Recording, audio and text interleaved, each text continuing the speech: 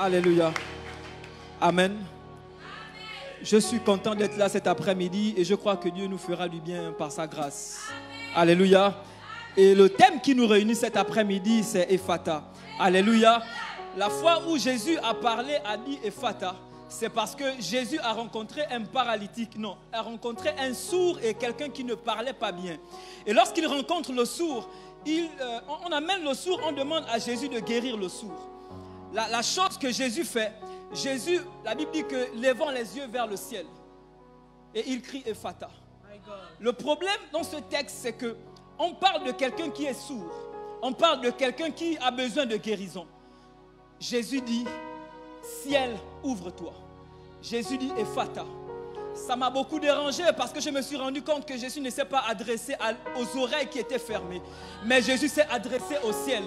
Est-il possible que tu marches sur terre et ton problème n'est même plus sur terre? Ton problème, c'est parce que tu marches tellement la tête baissée et que tu n'arrives pas à entendre la voix de Dieu. Lorsque Jésus rencontre le paralytique, Jésus ne dit pas au paralytique, il ne touche pas d'abord les oreilles. Ça m'étonne parce que ceux qui apportent Jésus, ils disent à Jésus, impose-lui les mains. À Jésus, non maman, on ne s'assoit pas encore. À Jésus, on ne dit pas à Jésus comment il faut faire pour guérir. On ne donne pas d'instruction à Jésus parce que Jésus connaît lui-même le problème. Le problème, ce n'est pas une imposition de main. Depuis qu'on t'a imposé les mains, tu es toujours le même. Depuis qu'on t'a imposé les mains, tu es déjà tombé, tu t'es enroulé au sol, on t'a mis tous les pannes de l'église, mais tu n'as jamais changé. Depuis qu'on t'a imposé les mains, on t'a rempli, on t'a versé l'huile, ta situation n'a pas changé. Est-il possible que quand tu marches sur cette terre, le problème n'est pas la terre, le problème n'est pas tes parents, les problèmes ne sont pas tes oncles ou tes tantes, le problème n'est pas le fait que tu ne sers pas bien, le problème c'est que tu as un plafond au-dessus de ta tête. Ce soir, je voudrais que nous puissions entendre la voix de Dieu d'une façon extraordinaire. Je crois que Christ est avec nous cet après-midi et je voudrais que nous puissions adorer l'Éternel à un moment donné, afin de te permettre toi-même de créer ta propre atmosphère. Voyez-vous, il y a des atmosphères que les chantes peuvent créer, il y a des atmosphères que le pasteur peut créer, mais il y a une atmosphère que ce n'est ni le pasteur ni les chantres, mais c'est toi-même qui crée ton atmosphère. Voyez-vous, à l'église, lorsqu'on commence à adorer l'Éternel, l'adoration c'est 20 minutes, c'est 15 minutes. Quand tu es concentré, il reste 5 minutes. Quand tu commences à entrer dans la présence de Dieu, c'est le moment où celle qui dit oh non, on dit non, il commence à baisser le volume et on passe aux annonces. Alors que toi, c'est le moment où tu veux entrer. Alléluia. Il y a un moment donné là où toi-même tu dois créer ton atmosphère. Tu n'attends pas que les chantres commencent à louer ou adorer, mais toi-même tu es venu avec ton problème. Tu sais que tu as des oreilles fermées et tes oreilles doivent s'ouvrir dans la présence de Dieu. Donc tu as raison, tu fais bien de créer ta propre atmosphère. Est-ce qu'on peut adorer Jésus-Christ cet après-midi? Mon frère me regarde ni à gauche ni à droite. Entre dans l'adoration. Fais qu'il pleuve, fais qu'il pleuve, fais qu'il pleuve sur nous. Shada, bras. Mon frère, ne regarde pas à côté de toi, mon frère. Fais qu'il pleuve. Cette pluie te concerne, c'est ta propre pluie comme ça qui est en train de tomber. Fais qu'il pleuve sur nous. Nous sommes disposés. Nous t'attendons. Nous sommes disposés. Fais qu'il pleuve. Ton Esprit Saint en nous.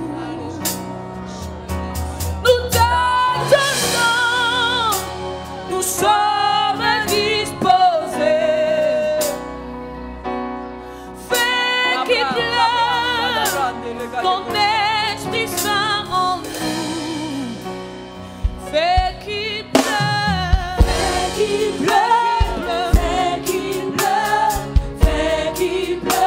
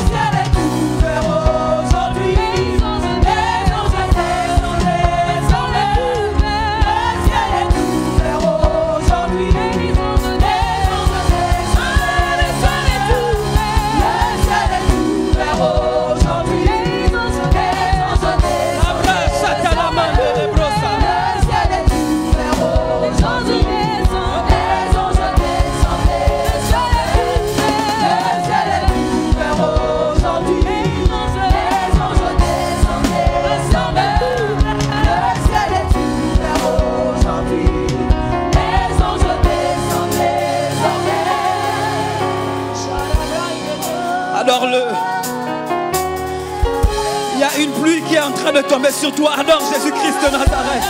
Ah, élève ta voix. Ah, brachata la mande les gars de brossa. Est-ce que tu peux ouvrir ton ciel avec tes paroles cet après-midi dans le nom de Jésus? La brachata la gars de brossa. Ligado sata la yeta. Manda la brachata la gars de brossa. Ligado samayande de brossa.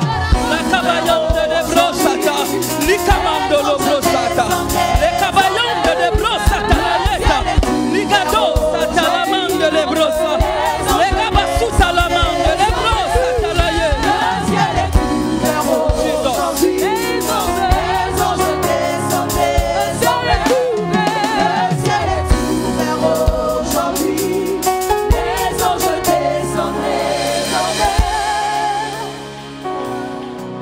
Quelque chose à ton Jésus cet après-midi. Dis quelque chose à Christ cet après-midi. Pourquoi tu es venu? Pourquoi t'es-tu déplacé? Pourquoi tu es dans sa présence? Est-ce que tu peux dire quelque chose à Jésus-Christ de Nazareth? Est-ce que tu peux exprimer ce que tu ressens? Est-ce que tu peux parler à ton Jésus? La brande de brossa, catalaga de brossa, limanda la basuta laga de brossa.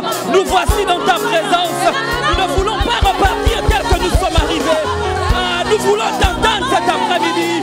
Saint-Esprit de Dieu, tu cherches une jeunesse, voici la jeunesse. Tu cherches un jeune, voici les jeunes. Saint-Esprit de Dieu, qu'est-ce que tu nous dis aujourd'hui? My God, la basuta la mande de brossa, ligado sata la yande de brossa, manda la mande lega de brossa tala yesta, ligado sata la mande de brossa, la manda libra sata.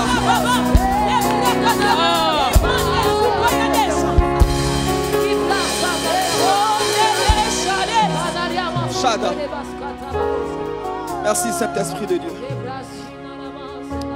Est-ce que nous pouvons lire ensemble Luc 24 à partir du verset 13? Shada Brayam de Debrocha. Mandala Brayam de Debrocha. La Brayam de Debrocha. La Bible dit ceci. Et voici ce même jour, 2 disciples allaient à un village nommé Emmaüs, éloigné de Jérusalem de 60 stades, et ils s'entretenaient de tout ce qui s'était passé. Pendant qu'ils parlaient et discutaient, Jésus s'approcha et fit route avec eux, mais leurs yeux étaient empêchés de le reconnaître. Il leur dit: de quoi vous entretenez-vous en marchant pour que vous soyez tout tristes? L'un d'eux, nommé Cléopas, lui répondit: es-tu le seul qui séjournant à Jérusalem ne sache pas ce qui y est arrivé ces jours-ci? Quoi, leur dit-il? Et il répondit: ce qui est arrivé au sujet de Jésus de Nazareth, qui était un prophète puissant en œuvre et en parole, devant Dieu et devant tout le peuple, et comment les principaux sacrificateurs et nos magistrats l'ont livré pour le faire condamner à mort et l'ont crucifié. Nous espérons que ce serait lui qui délivrerait Israël. Mais avec tout cela, voici le 3e jour que ces choses se sont passées. Il est vrai que quelques femmes d'entre nous ont fort étonnés. S'étant rendues de grand matin au sépulcre et n'ayant pas trouvé son corps, elles sont venues dire que des anges leur sont apparus et ont annoncé qu'il est vivant. Quelques-uns de ceux qui étaient avec nous sont allés au sépulcre et ils ont trouvé les choses comme les femmes l'avaient dites. Mais lui, ils ne l'ont point trouvé. Ils ne l'ont point vu. Alors Jésus leur dit: ô hommes sans intelligence et dont le cœur est lent à croire tout ce qu'ont dit les prophètes, ne fallait-il pas que le Christ ait souffert ces choses et qu'il entrât dans sa gloire? Et commençant par Moïse et par tous les prophètes, il leur expliqua toutes les Écritures, ce qui le concernait. Lorsqu'ils furent près du village où ils allaient, il parut vouloir aller plus loin, mais il le pressait en disant: reste avec nous, car le soir approche. Le jour est dans son déclin, et il entra pour rester avec eux. Pendant qu'il était à table avec eux, il prit le pain et après avoir rendu grâce, il le rompit et leur donna. Alors leurs yeux s'ouvrirent et ils le reconnurent. Mais, dites avec moi, mais, il disparut de devant eux. Et ils se dirent l'un à l'autre: notre cœur ne brûlait-il pas au-dedans de nous lorsqu'il nous parlait en chemin et nous expliquait les Écritures? Se levant à l'heure même, ils retournèrent à Jérusalem et trouvèrent les 11 et ceux qui étaient avec eux assemblés en disant: le Seigneur est réellement ressuscité et il est apparu à Simon. Et ils racontèrent ce qui leur était arrivé en chemin et comment ils l'avaient reconnu au moment où il rompit le pain. Est-ce qu'on peut également afficher Apocalypse 4? Apocalypse 4, verset 1. La Bible dit ceci: après cela, je regardais et voici, une porte était ouverte dans le ciel. La première voix que j'avais entendue comme le son d'une trompette et qui me parlait dit: monte ici et je te ferai voir ce qui doit arriver dans la suite. Seigneur, je te rends toute la gloire. Je prie, Père éternel, que tu nous parles cet après-midi. Saint-Esprit de Dieu, nous sommes venus pas pour devenir pire, mais pour être transformés. Père éternel, nous te faisons confiance. Prends toute la place, prends tout ce que tu veux. Fais-nous du bien simplement, mais nous ne voulons pas repartir tel que nous sommes arrivés. Dans le nom tout-puissant de Jésus. Est-ce que nous pouvons acclamer la parole de Dieu? Est-ce que tu peux prendre place dans le nom tout-puissant de Jésus-Christ de Nazareth?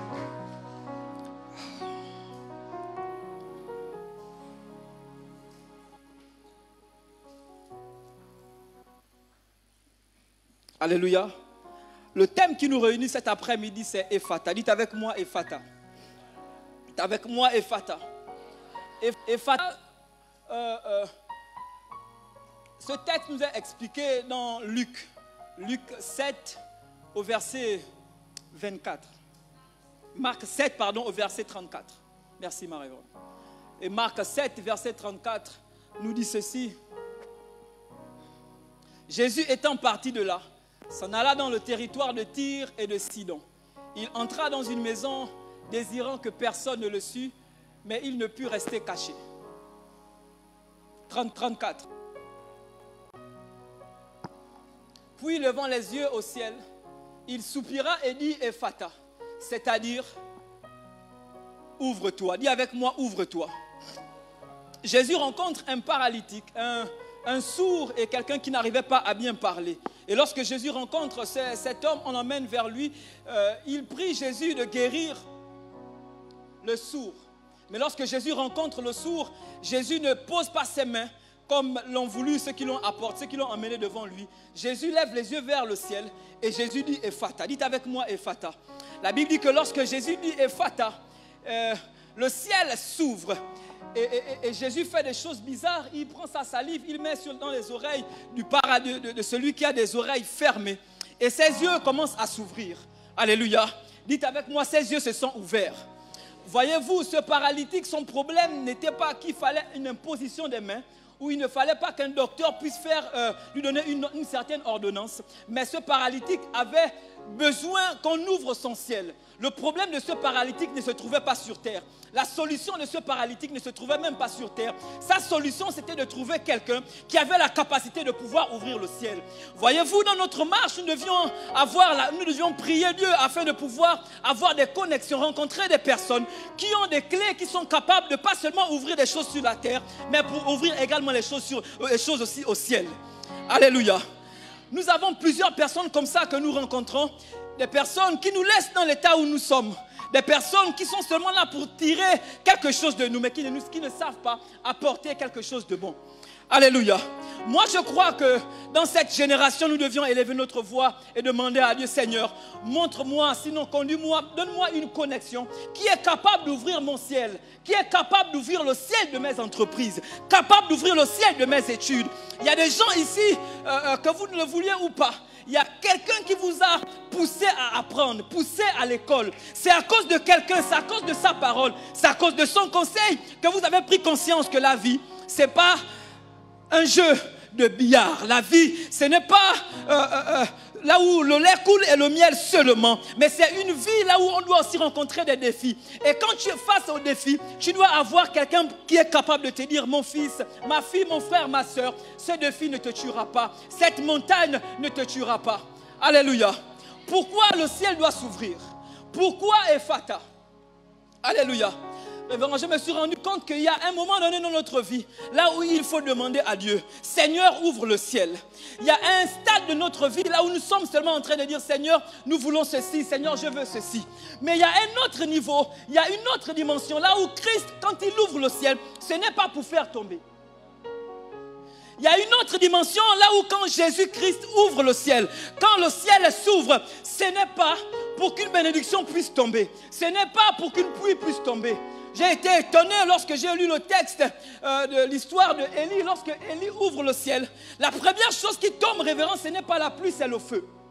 Je me suis posé la question, comment ce gars va mettre au défi il met les prophètes de Baal. Il dit aux prophètes de Baal, mettez-vous d'un côté. Moi aussi, je me mets d'un côté. Il prend tout ce qu'il faut pour pouvoir...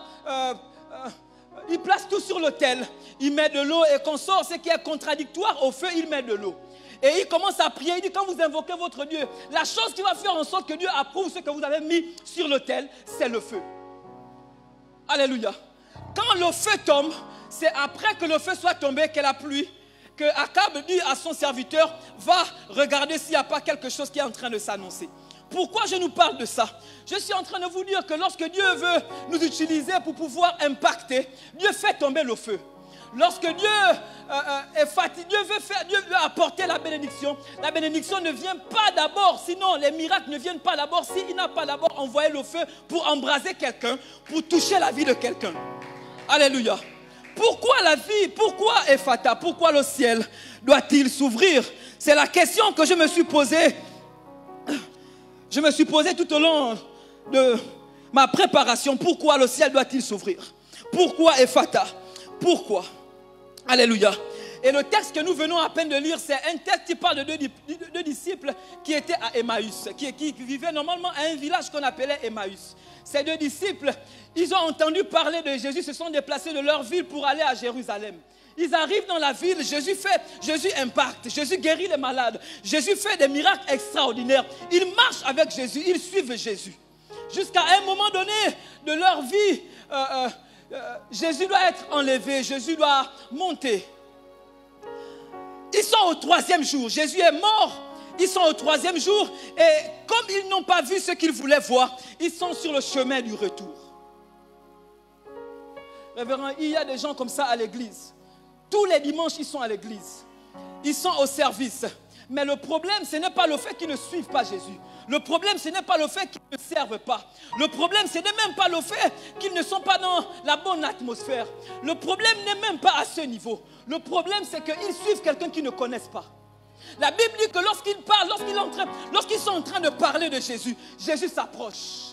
Révérend, lorsque Jésus s'approche dans une autre forme.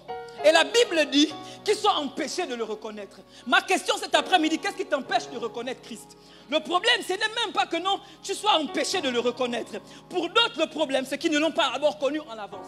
Quand on parle de reconnaissance, c'est qu'il y a d'abord une connaissance en avance. Le problème, c'est que vous marchez avec quelqu'un que vous ne connaissez pas. Et lorsqu'il prend une autre forme, ça vous étonne, vous n'arrivez même pas à le reconnaître. Combien de fois Jésus t'est apparu sous la forme de quelqu'un d'autre et tu as dit ça c'est le diable. Et tu as reculé, pourquoi? Parce que tu n'as pas su reconnaître, parce que tu n'as pas d'abord connu en avance Jésus-Christ de Nazareth. Le ciel doit s'ouvrir pour que nous ayons d'abord une connaissance véritable de Jésus-Christ de Nazareth. Nous ne pouvons pas servir quelqu'un que nous ne connaissons pas. Moi, je suis fatigué de marcher. Ces disciples sont sur le chemin, révérend, du retour. C'est là où le texte m'a dérangé. C'est qu'ils ont marché avec quelqu'un. Ils ont vu les miracles qu'il a fait. Ils ont parlé avec Jésus. Jésus leur a prié pour eux. Jésus a fait des choses avec eux. Mais ils ne connaissent pas avec qui ils marchent. La Bible dit que... ils sont empêchés de le reconnaître. La chose qui nous a empêchés de pouvoir... accéder à nos bénédictions, c'était le fait qu'il y avait un voile. Mais grâce à Dieu, quand Jésus est allé sur la croix, le voile a été déchiré. Quand le voile est déchiré, on a connaissance du véritable Christ. En fait, si tu as connu Jésus, tu n'as encore rien connu. Jésus, c'est celui qui faisait les miracles. Le Christ, c'est celui qui nous fait dépasser le miraculeux. Le Christ, c'est celui qui a été ressuscité. Moi, je comprends pourquoi les disciples avaient du mal à reconnaître. Pourquoi? Parce qu'ils avaient une connaissance du guérisseur des malades. Ils avaient une connaissance de celui qui est seulement là pour dire lève-toi et marche. Celui qui est seulement là pour dire Ephata, ouvre-toi. Mais il doit avoir une autre connaissance du ressuscité. C'est plus facile de parler de quelqu'un qui guérit les malades. Mais quand on parle de résurrection, voyez-vous, ça cause des problèmes dans tout le monde entier. Combien de fois Dieu a ressuscité plusieurs personnes et le monde a été dans les critiques. Je vous assure, si nous connaissons Christ, si nous arrivons à faire la différence entre Jésus et Christ, notre dimension spirituelle va changer. Face à un problème, face à une difficulté, quand tu vois une femme qui a la perte de sang, tu te souviens seulement de la femme à la perte de sang qui est dans la Bible. Alléluia. Ce niveau, c'était le niveau le plus faible de Jésus. Ce niveau, c'était le niveau le plus bas de Jésus. Le niveau le plus haut de Christ, c'est quand Christ est sur la croix. Là où il est sur la croix et il accepte de pouvoir souffrir. Il accepte de pouvoir porter tout le monde entier. C'est là la véritable identité, la véritable version de Jésus. Le ciel doit s'ouvrir parce que nous devions avoir une connaissance réelle de qui est Christ. Tant que tu fais des miracles, Seigneur, je veux faire des miracles, je veux accomplir des miracles. Mais mon frère, tu veux accomplir ce que Jésus a déjà accompli. Voilà pourquoi Jésus ne veut pas te faire passer par le miracle. Et voilà pourquoi Jésus ne veut pas que tu puisses guérir les malades. Parce que lui, il s'attend à ce que tu puisses faire plus que lui. Lui-même, il a dit que vous ferez des choses plus grandes que ce que j'ai fait. Quand tu fais des miracles, quand tu guéris le malade, tu es en train de reproduire la même chose que Jésus a fait. Mais quand tu commences à voir quelqu'un qui a perdu la vie, et tu dis tu vivras. À ce niveau, voyez-vous, les gens ont entendu que Christ faisait des miracles. Ils sont venus. Pas changer leur vie. Ils ont suivi Jésus. Il a fait des miracles. Les deux disciples en question, ils ont vu des guérisons extraordinaires. Ça ne leur a pas empêché de pouvoir retourner à Emmaüs. Révérend, Emmaüs signifie le peuple...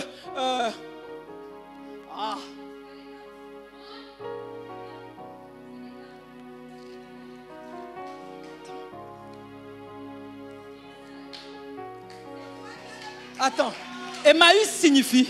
Emmaüs, je vais prendre ça d'une autre façon. Je sais que ça va s'attirer. C'est un peuple qui est normalement dans la tristesse, qui est perdu, de déshonneur si tu veux. Alléluia. Comment quelqu'un, des gens, deux disciples qui ont entendu parler de quelqu'un qui est capable de pouvoir ôter cette difficulté dans leur nation. Ils sont sortis déjà de la nation. Ils ont déjà rencontré quelqu'un qui est capable de pouvoir changer leur vie. Mais ils sont quand même en train de retourner à Emmaüs. Combien de fois Christ t'a sorti de là où tu étais et tu es encore reparti? Combien de fois tu es parti là où Jésus t'a dit Seigneur, merci Seigneur. Tu as pleuré dans sa présence. Ah Seigneur, je te rends toute la gloire. Merci de m'avoir sorti de cette difficulté. Merci de m'avoir sorti de cette mort. Mais après un moment donné, tu es encore reparti. La question c'est combien de fois tu es tombé? Je sais qu'il y a un texte qui dit que le juste tombe 7 fois il se relève. Mais ça ne veut pas dire que tu dois à chaque fois tomber parce que tu sais que tu dois te relever. Ces disciples ont marché avec Jésus. À un moment donné, ils sont sur le chemin du retour.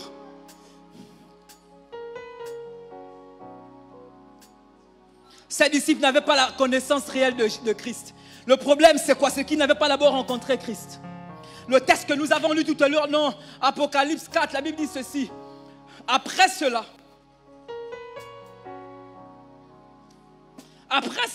je regardais et voici une porte était ouverte dans le ciel. La première voix que j'avais entendue, comme le son d'une trompette et qui me parlait, dit, monte ici et je te ferai voir ce qui doit arriver dans la suite.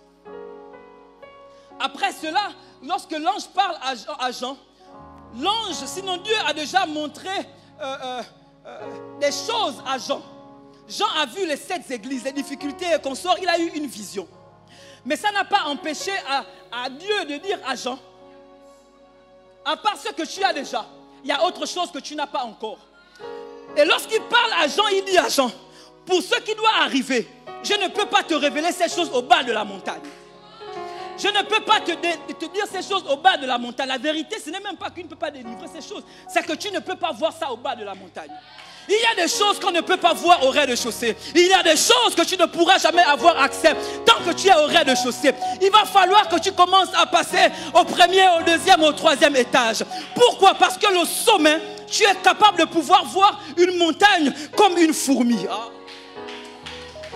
Face à la difficulté, quand tu rencontres un immeuble, si tu traverses la route, tous les immeubles que nous rencontrons ici, ce sont des immeubles qui nous dépassent. Regarde tous les problèmes qui te déplacent. Le seul endroit où tu es capable de pouvoir regarder ces problèmes comme une fourmi, c'est quand tu es en haut de la montagne. C'est quand tu es au sommet. Je ne sais pas si quelqu'un a déjà pris l'avion ici.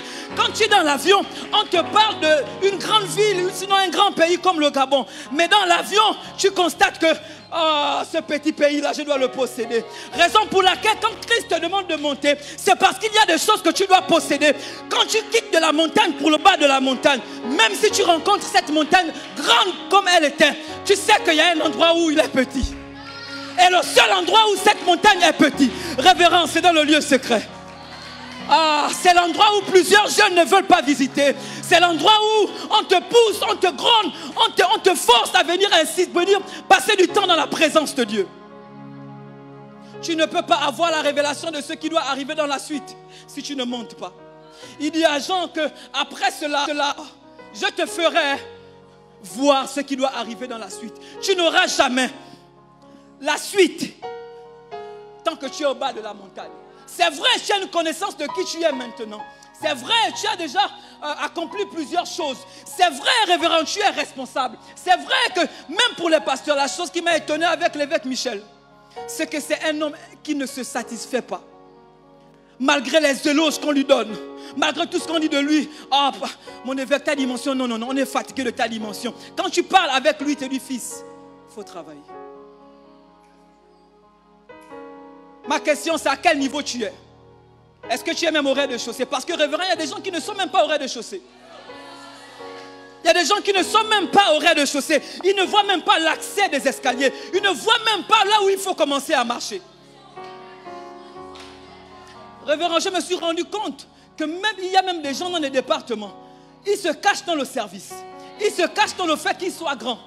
Il se cache dans le fait que non, il a la connaissance. Il est dans CRN depuis, il connaît tout le système. Il sait comment ça fonctionne. Donc tu ne peux plus rien me dire. Moi je connais. Moi, CRN, c'est dans ma main. Je connais toutes les histoires de CRN. Mais mon frère, toutes les histoires de CRN, c'est au bas de la montagne. C'est au rez-de-chaussée. Parce que quand Christ parle de CRN, Christ parle de CRN en fonction de ce qu'il voit sur la montagne.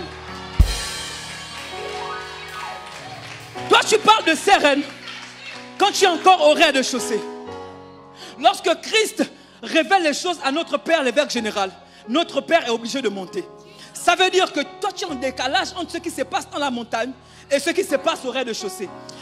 C'est pas ça. Il y a quelqu'un monte ici. Il y a quelqu'un monte ici. Il y a des choses dont tu n'auras jamais connaissance. La première raison pour laquelle Dieu dit à Jean, monte ici, c'est parce qu'il se rend bien compte que Jean est très loin de lui.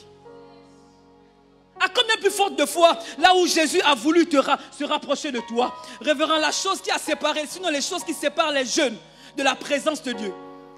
Non, j'étais à un anniversaire, je ne pouvais pas venir. C'était l'anniversaire de ma grande sœur. Je ne peux pas manquer cet anniversaire. Mais mon frère, entre l'anniversaire de ta grande sœur et le fait d'aller sur la montagne où tu dois avoir la suite de ta vie, où est la différence? Comment regardes-tu un chill ou je ne sais pas une soirée et tu regardes la présence de Dieu? Mon frère, demain est plus grand que ce que tu es en train de faire aujourd'hui. Pour les personnes qui ont des yeux, qui sont au sommet de la montagne, ils se rendent bien compte qu'il y a eu quelque chose de mauvais qui arrive. Quand la pluie arrive, ceux qui sont sur la montagne sont informés. Je vois un nuage. Le temps commence à sombrir de ce côté. Ceux-là sont capables de pouvoir prendre les dispositions qui s'y est. Ma fille, commence à aller acheter un parapluie parce que bientôt la saison sèche. Je sens que la pluie commence à arriver. Mon fils, commence à aller. Il faut qu'on arrange déjà le pont là parce que quand il n'y a plus ici là, ça s'inonde et on met souvent ceux qui sont informés. Mais quand tu es étonné de ta propre vie, un prophète t'appelle, Sim, Tu t'appelles Aziz et tu es content. Mon frère, lui, il revient de la montagne. Il a des informations que toi, tu n'as pas. Il a des informations sur ta propre vie que tu n'as pas. Le problème, c'est parce que vous n'êtes même pas au même niveau. Révérend, je me suis rendu compte que c'est possible d'avoir même des informations de la vie des autres. Parce que quand tu es sur le sommet de la montagne, Deutéronome 5 à partir du verset 1. Sinon, non, c'est Deutéronome.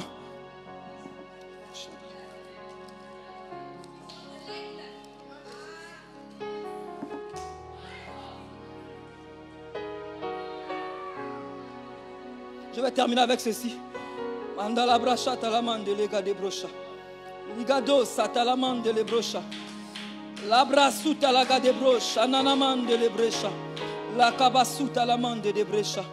Labran de lega de brocha talaga de brecha. Laman de libra sukata laman de.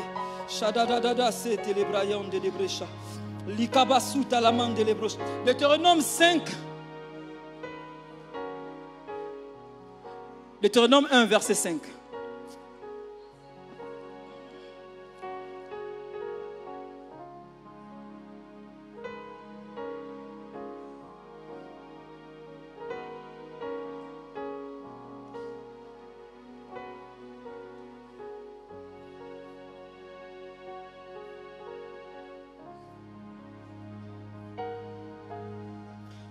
Mabrachata laga de brecha. Deutéronome 1, verset 5, c'est ça? 1, verset 5. De l'autre côté du Jourdain, dans le pays de Moab, Moïse commença à expliquer cette loi et dit, la suite. L'Éternel, notre Dieu, nous a parlé à Horeb en disant, vous avez assez demeuré dans cette montagne. Voyez-vous, Dieu lui-même se rend compte que plusieurs personnes sur une dimension, ils pensent que c'est le plus haut niveau. Lorsque Dieu te bénit, tu as l'impression que vraiment c'est waouh, c'est ce niveau que je cherchais depuis. Mais pour Dieu lui-même, il se rend bien compte que ce niveau, mon fils, c'est encore rien du tout. Tu as assez demeuré ici. Quand Dieu lui-même te dit que tu as assez demeuré ici, c'est le moment où toi tu places ton lit. Tu dis non Seigneur, je me sens bien ici. Je ne peux plus passer à un autre niveau. Moi je guéris déjà les malades. Moi j'ai les prophéties. Ce n'est pas ce que les prophètes font là. Moi je vois. Et ce que je vois la nuit, ça se réalise le matin. Mais laisse-moi te dire que tu n'as pas toujours atteint la dimension que Dieu attend pour toi. Monte ici, je te ferai voir. Pourquoi? Parce qu'il y a des choses qui doivent arriver dans la suite. Si tu ne montes pas, tu n'auras pas la suite. Si tu ne montes pas, tu ne vas pas entendre la voix. La Bible dit que la première voix qu'il entend lorsqu'il monte, la première voix qu'il entend,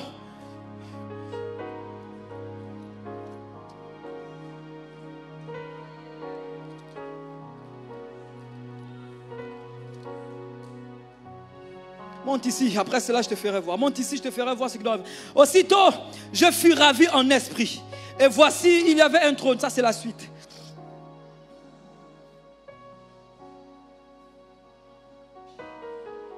La première voix que j'avais entendue, comme le son d'une trompette, me dit, monte ici, je te ferai voir dans la suite des temps. Révérend, j'ai lu le chapitre, du chapitre 1 jusqu'au verset 11. Lorsque Dieu dit ça à Jean, il n'y a pas de révélation sur la suite. Vous allez lire le texte à la maison. Il n'y a pas un endroit là où Dieu donne la suite. Dieu commence à donner la suite à partir du verset 5. Pourquoi, révérend? Parce que la première chose que Dieu voulait faire, c'est de rapprocher Jean de lui. Quand Jean arrive, quand Jean commence à regarder, Jean commence à voir les 24 vieillards. Jean commence à voir des choses. Et Jean commence lui-même à décrire ce qu'il voit. Pourquoi? Parce que Dieu te cherche dans sa présence. La première chose que Dieu veut faire, c'est de se rapprocher. Il veut que tu te rapproches de lui. Tu es trop loin de Jésus, mon frère. Tu es trop loin de Christ. Raison pour laquelle ta propre vie, tu ne connais même pas ce que tu pourras faire dans 2 ou 3 ans. Tu ne sais même pas où tu vas. Si on pose la question à plusieurs jeunes, qu'est-ce que tu deviendras demain? Non, là, je fais le bac. Normalement, j'ai envie d'aller en France.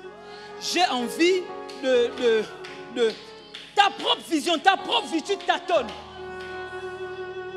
Lorsqu'on pose la question à Jésus, lorsque Jésus arrive au temple, il regarde les vieillards sont en train de parler, ils sont en train de tordre l'évangile de Dieu. Il écoute tous les jours, il écoute, il se rend bien compte que je suis venu pour ça. Je dois entendre comment ils sont en train de tordre ça pour remettre ça droit.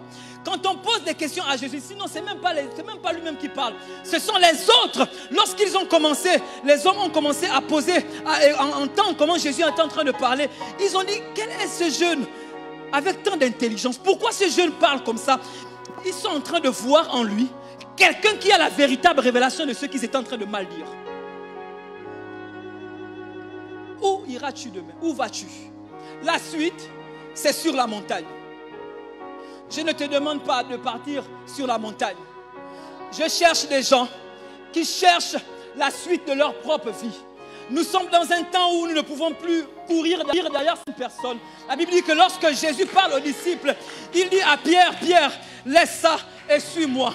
Il ne dit pas à Pierre, s'il te plaît, suis-moi. Pierre, même s'il part, il s'en fout.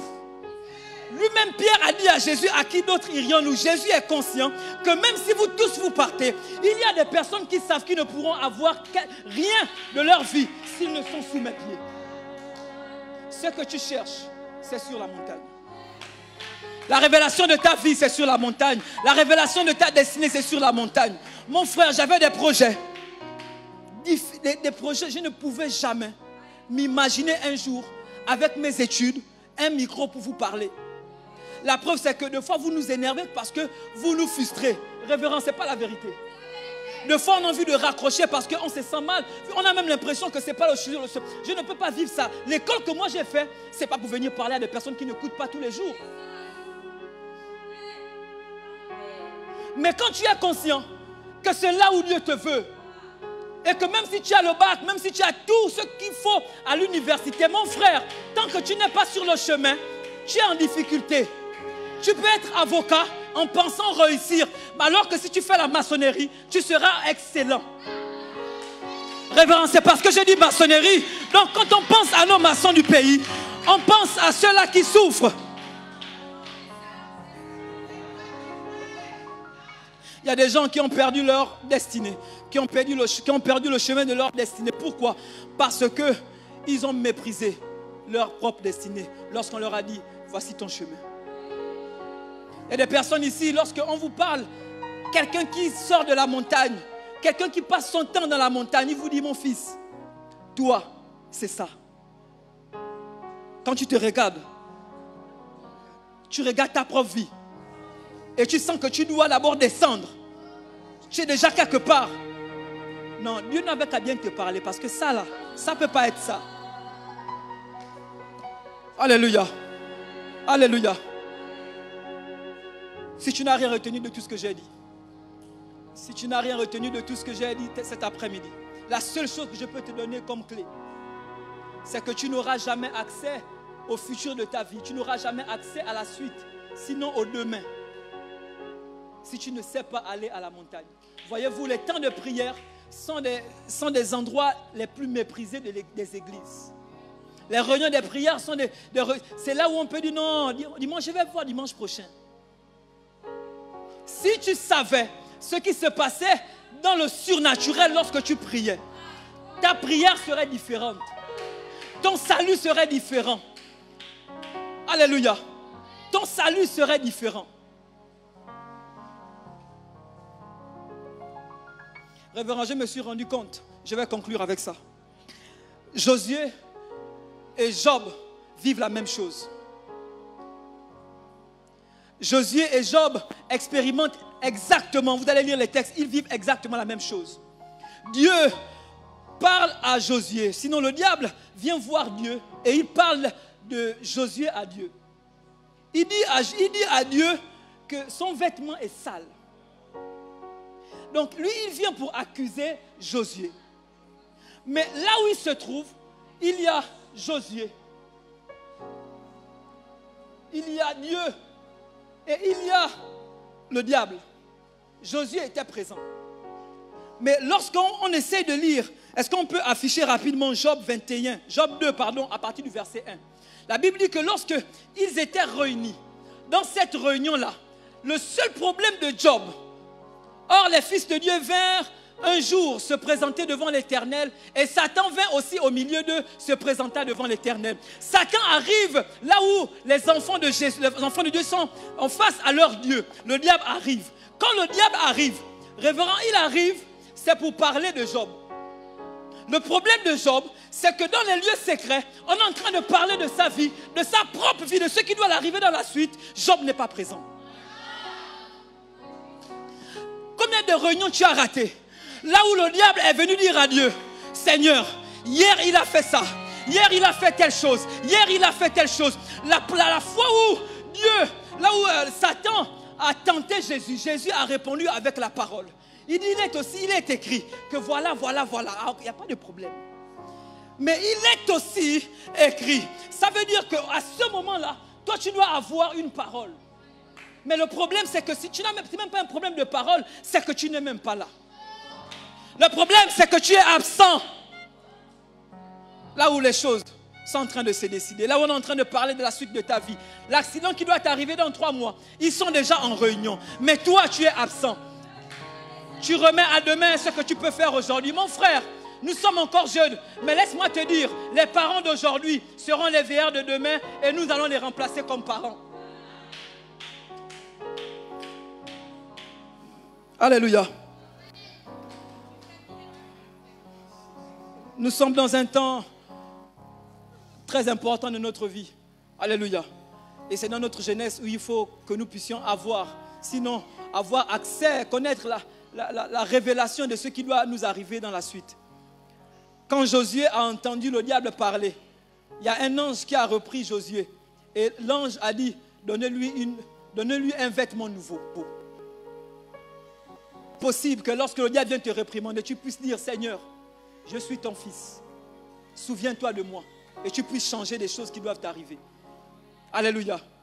Le calendrier de l'année, ça se décide sur une table. Et c'est au sommet de la montagne. Est-ce que tu peux t'élever à acclamer Jésus-Christ de Nazareth?